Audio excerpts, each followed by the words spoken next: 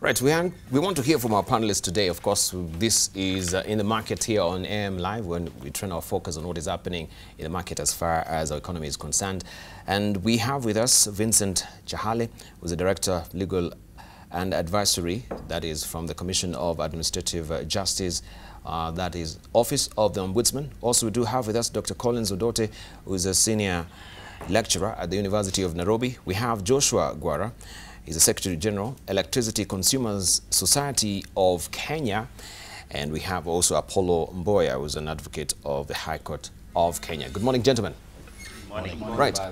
Today, of course, we are turning our focus on the cost of electricity in the country. But before we head there, of course, we also know we have our own views as far as the state of the nation address from the president is concerned. We just want to hear from you. What is your expectation, the hits and misses? What do you think the president should have addressed maybe more intensively or to bring clarity to bear as far as the issues of the Big Four agenda is concerned? Let's just begin with you, Vincent, very briefly. Thank you. I think that what the president has done is to set a tone for implementation of the Big Four. Certainly, reconciliation is a step in the right direction. In order to implement the Big Four, you would need to have a very sound and quiet political environment. And I think that is what he's intending to do. Much as he may not have gone into specifics on how the Big Four would be implemented, but I think he just set the tone in that direction. All right. Let's hear from Collins, Dr. Collins. Thanks, Debarl. I actually agree with Chahale in terms of the assessment of the president's speech. I think when you were doing the news, you showed us one of the cartoons on the Big Four versus the Big Five. Yes. And I think the greater focus must be on the Big Five, because it's the Big Five that will impact on the Big Four. So focus on reconciliation is useful, but I think also a great more focus on corruption is extremely useful, because that's the bigger problem we have in this country. It's not the hardware. And if you look at the Big Four agenda, there are things that have been ailing this country since independence. Focus on health, focus on food. Those are the basic needs. But what stops us from achieving them? What stops us from achieving them is divisive politics, it's corruption, and it's things about values, is the software. So I think a greater, much more, the tone was right, but I think much more details on how we are going to address the software of this country is what we must be able to deal with moving forward. Addressing the software of this country. Let's hear from Joshua Gwara. Good morning. Morning, Debarl. I just want also to add on what my colleagues have already contributed that yes, the tone was good. It's a right step towards the right direction. But also to add on that is, what we want to see is how the Big Five are going to be dealt with, because that is the elephant in the room. Because if you ask me, it is all about corruption, corruption, corruption. And if we do not focus that issue of addressing corruption in every sector, it's just going to be the same musical chair, day in, day out, and we might not make a big step. Yeah. All right, thank you. Let's hear from Apollo Mboya. Yeah, thank you. I also agree with my fellow panelists that the aspect of corruption is an issue that could have found more emphasis in the speech. But what I liked about it is that it demystified this thing of handshake. He told everybody, come. Shake your neighbor's hand there, and I saw very hearty handshakes around. But also, I was actually moved when he apologized.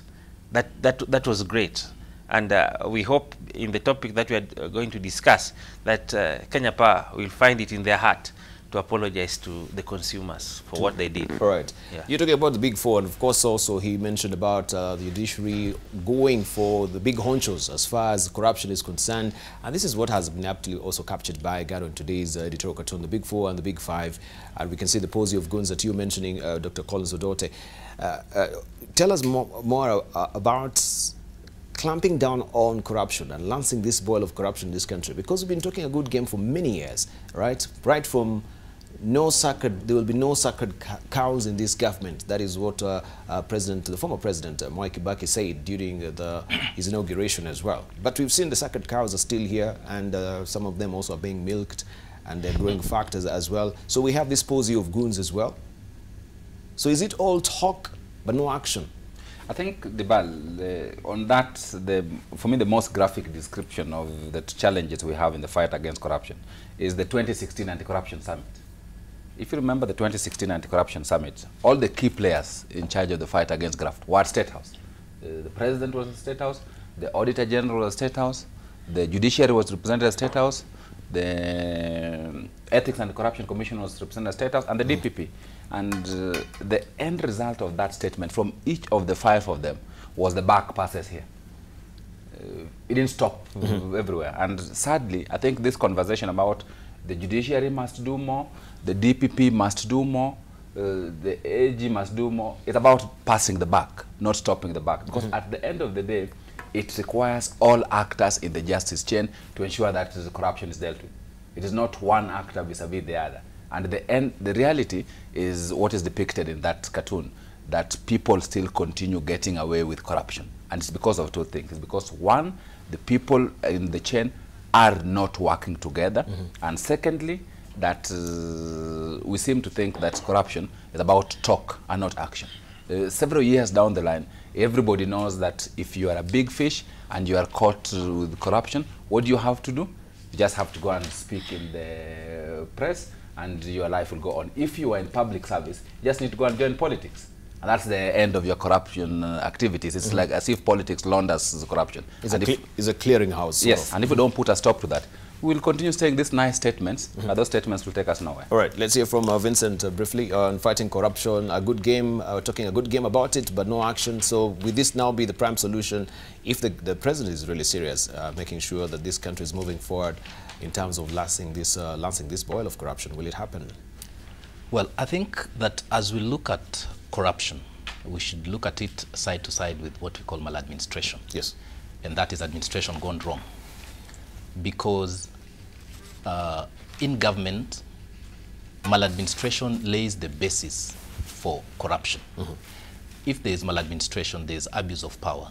If there is wastage in government, then it provides the loopholes for corruption. And I think what we usually do most of the time is that we put so much effort and resources into focusing on corruption, and we forget that at the baseline is maladministration that we should tackle so that we do not create a conducive atmosphere for corruption. So I think going forward, one of the things we need to look at is how do we deal with maladministration.